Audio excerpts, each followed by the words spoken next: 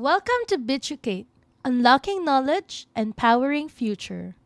What sets coins apart from tokens? While the terms are often used interchangeably, they carry distinct differences.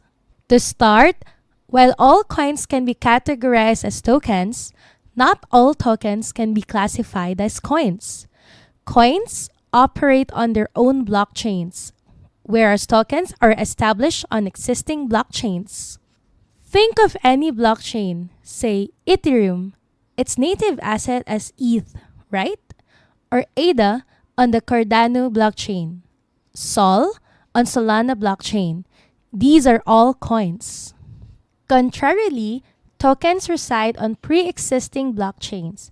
Take Chainlink's Link on Ethereum as an example. As Link is built atop the Ethereum blockchain, it qualifies as a token. This highlights the greater complexity involved in creating a coin compared to a token. You may find a blockchain having only one coin, but hundreds or thousands of tokens built on top of it. Thanks for watching! Hope you learned something new today.